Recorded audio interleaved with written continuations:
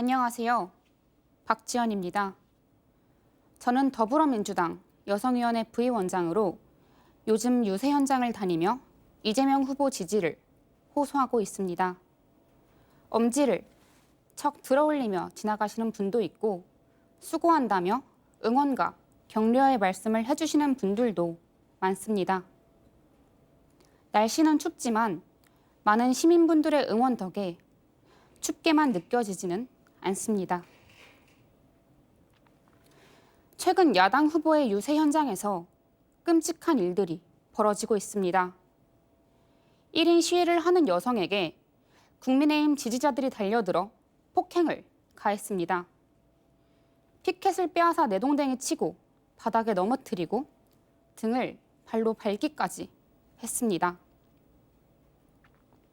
여자 주제에 감히 라는 말과 입에 담기 힘든 욕설까지 퍼부었습니다.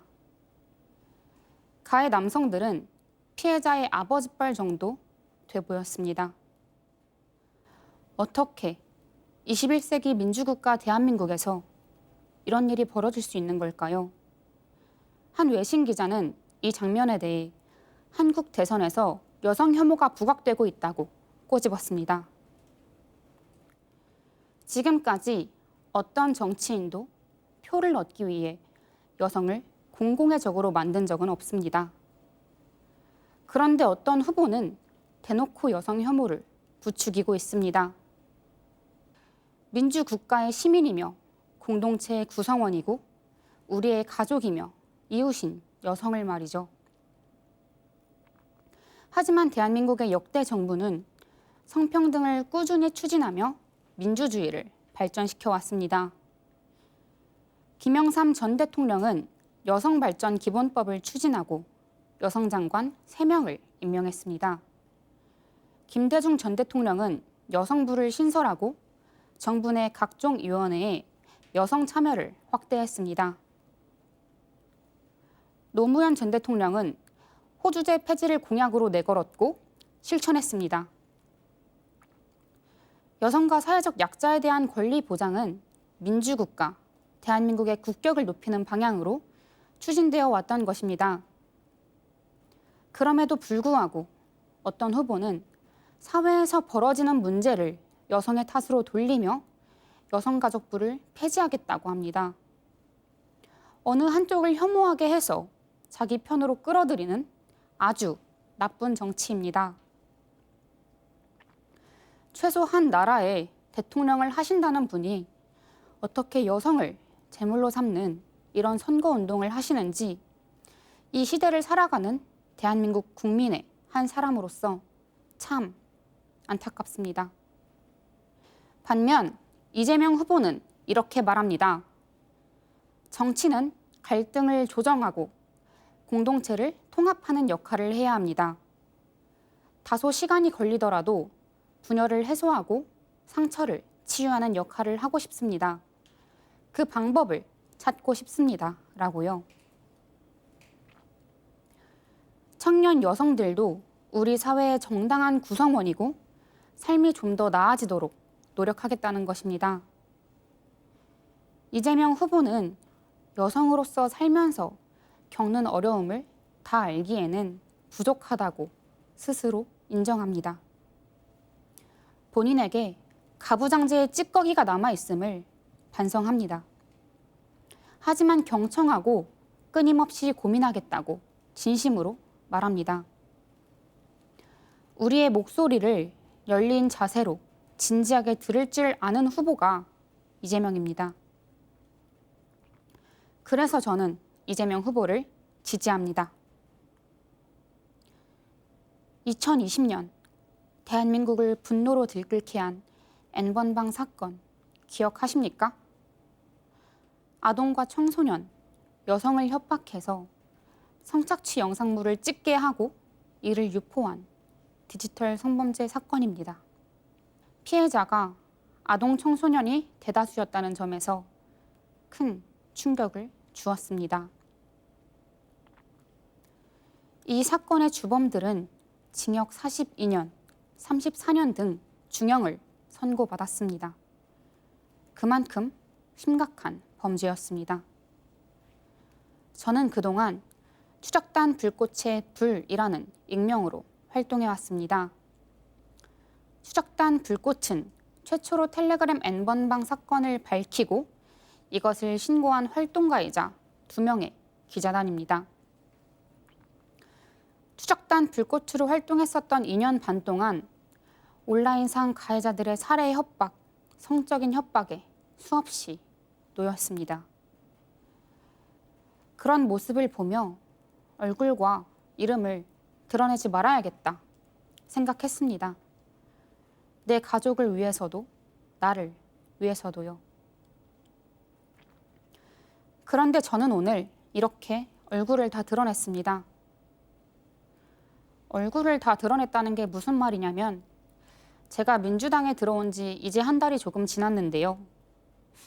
불행인지 다행인지 그동안은 코로나라는 핑계 덕에 마스크를 벗지 않아도 됐었습니다. 그런데 온라인 상에서 가해자들이 제 마스크 벗은 사진을 구하고 다니더라고요. 이유는 딥페이크 합성을 하기 위해서였죠. 그래서 이 마스크를 벗기까지도 고민이 많았습니다. 이 마스크가 뭐라고요? 하지만 저는 이제 가해자들의 협박도, 가해도, 그 어떤 것도 무섭지 않습니다. 무엇보다 두려운 건 여성가족부를 폐지한다는 말로 현재 여성가족부에서 피해 지원을 받고 있는 수많은 피해자들을 두렵게 하고 무고죄 처벌을 강화한다는 공약으로 가뜩이나 신고가 어려운 성폭행 피해 신고를 더 어렵게 한다는 그 말이 그런 사람이 대통령이 된다는 것이 가장 두렵고 끔찍합니다. 그래서 저는 이재명 후보를 선택했습니다. 제가 살기 위해 또 이 땅을 살아가는 수많은 피해자와 여성들을 지키기 위해서요. 제가 이재명 후보를 처음 만난 것은 2020년 6월 경기도 디지털 성범죄 대응 추진단 발족식에서였습니다. 당시 저는 이재명 지사에게 디지털 성범죄의 심각성을 낱낱이 이야기했습니다.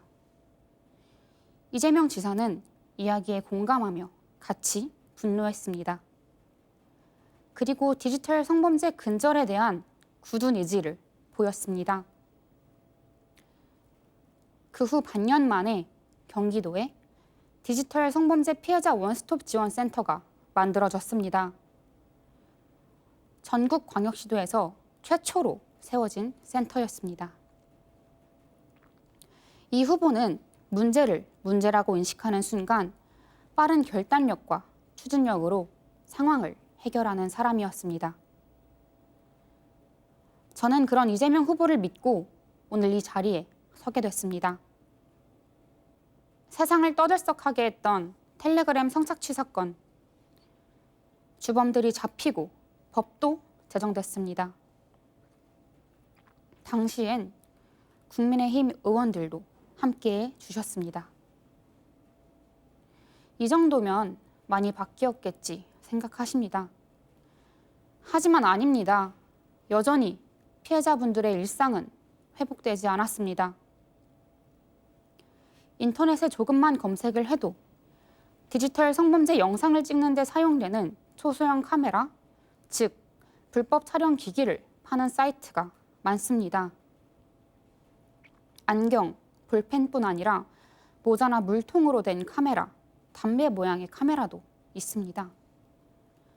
여전히 오픈 채팅방에서는 수백, 수천 명의 사람들이 모여 성착취 정보를 공유하고 랜덤 채팅 앱에서는 미성년자에게 온라인 그루밍을 시도합니다. 디지털 성범죄 가해자들은 여전히 활발하게 활동하고 있습니다. 그렇다면 어떻게 해야 불법 촬영으로부터 우리를 안전하게 지킬 수 있을까요? 이재명 후보는 범죄 악용 우려가 있는 변형 카메라에 대한 유통 이력 등록제를 약속했습니다. 또한 N번방과 같은 성착취물과 불법 촬영물 등 디지털 성범죄 사건에 최종 판결이 나오지 않거나 재판이 불가능해도 범죄 수익을 환수할 수 있는 독립몰수제를 약속했습니다. 더불어 불법 촬영을 탐지하는 인프라를 구축하고 성착취물을 선제적으로 삭제하는 기술을 개발하겠다고 했습니다. 광역별 디지털 성범죄 피해자 원스톱 지원센터를 설치하는 것은 물론입니다. 저는 얼마 전 이사를 왔습니다.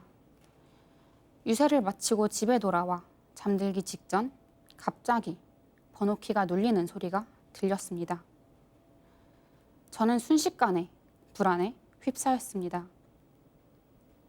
경찰에 신고를 해야 하나 고민했습니다. 하지만 당장 범죄가 벌어진 것은 아니니 제 불안감만으로 경찰에 신고를 하기가 주저됐습니다. 다음 날 아침 날이 밝자마자 건물 CCTV를 확인해 봤습니다. 다행히도 번호키 오작동이었습니다. 소소한 사건이었지만 그날 저는 밤잠을 이룰 수 없었습니다. 혼자 사는 1인 가구는 안전에 취약합니다. 특히 여성일 경우 더 그렇습니다. 번호키로 된 집의 경우 문이 닫히고 2, 3초 후에 잠기잖아요. 저는 그 사이에 누가 문을 확 당기고 들어올까 하는 염려에 문이 완전히 잠기기 전까지 문고리를 제 몸쪽으로 꽉 잡아당기고 있습니다. 소리가 나고 문이 닫힌 걸 한 번 더 확인하고 나서야 안심하고 집 안으로 들어갑니다. 제 또래 여성, 친구들과 이야기를 나눠보면 비단 이게 저 혼자만 겪는 고민과 문제는 아니었습니다. 한국 사회에서 여성으로 살아가는 것은 불안하고 무섭습니다. 혼자 사는 여성을 노리는 범죄가 빈번하게 발생하고 있으니까요. 혼자 사는 1인 가구는 생각보다 많습니다. 1인 가구는 청년부터 노인에 이르기까지 전체 가구의 40%가 넘으며 매년 증가하고 있습니다. 10명 중 4명은 혼자 사는 1인 가구인 것이죠. 1인 가구의 안전과 사회적 고립, 고독사 등의 불안감은 커지고 있지만 사회적 안전과 보호 대책에 미흡한 게 현실입니다. 그런데 혼자 살아도 이런 모습이라면 정말 좋을 것 같습니다. 여성 가구의 안전을 위해 안전홈 4종 세트, 디지털 비디오 창, 현관문 보조키, 문 열림 센서, 창문 스토퍼를 지원해 줍니다.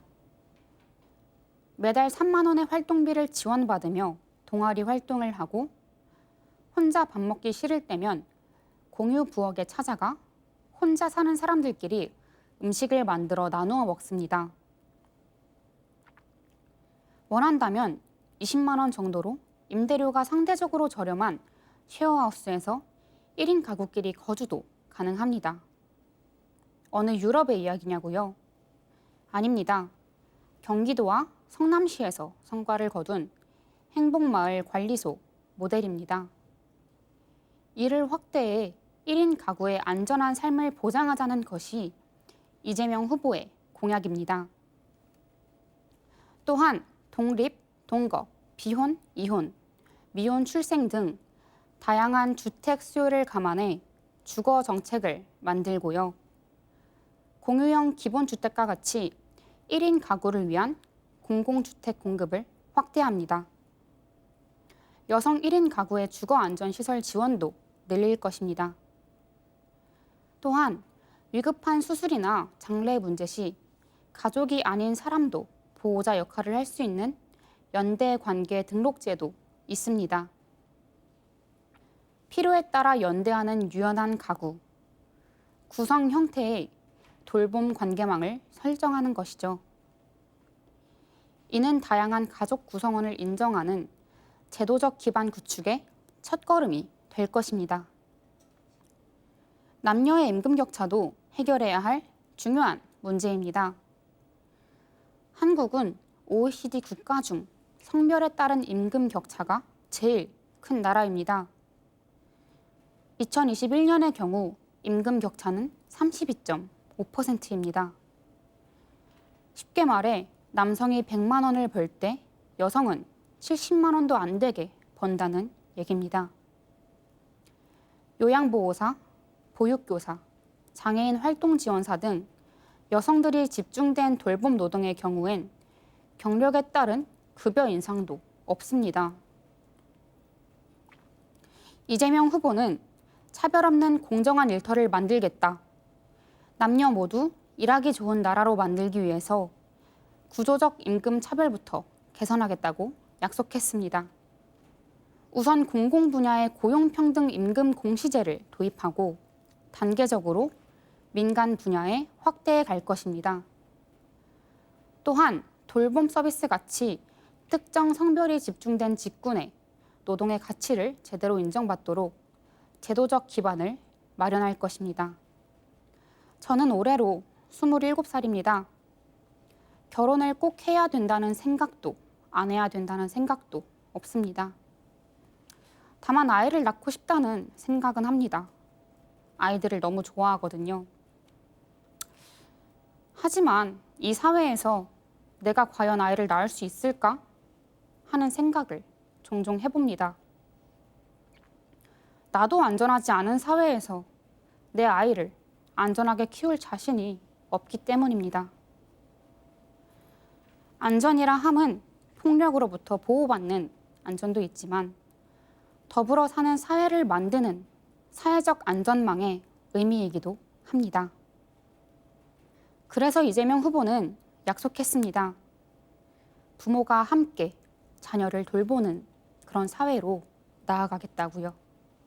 자녀를 돌보고 싶은 남성, 일하고 싶은 여성의 선택권이 모두 존중받도록 하겠다. 아빠에게 자녀와 함께할 권리를 충분히 보장하겠다.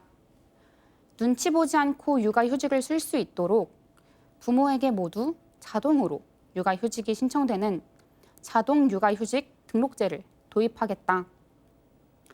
일하는 사람 누구나 고용보험에 가입할 수 있게 해서 일하는 사람이라면 누구든지 육아휴직과 출산 전후 휴가 사용 권리를 보장하겠다. 저는 이재명 후보가 이 약속들을 반드시 지킬 거라고 생각합니다. 이재명 후보는 성남시장 8년, 경기도지사로 3년간 일해오며 95%가 넘는 공약 이행률을 보였습니다. 이 후보는 주권자의 대리인이 유능하면 실제로 내 삶이 달라진다는 것을 증명하겠다 말했습니다. 이재명 후보의 그동안의 행보를 통해 저는 이 말을 믿습니다. 유권자 여러분, 우리 모두의 미래를 위해 이재명 후보를 선택해 주세요. 이재명은 우리 사회 심각한 갈등의 근본적 해결책을 찾을 사람입니다. 국민들의 필요를 낮고 열린 자세로 진지하게 들을 사람, 이재명입니다. 국민의 목소리를 경청하고 끊임없이 고민하는 사람이 바로 이재명입니다. 디지털 성범죄 가해자의 강력한 처벌과 피해자의 일상 회복, 이재명이 합니다. 대면과 비대면, 언제 어디서든 안전할 권리, 이재명이 합니다. 감사합니다.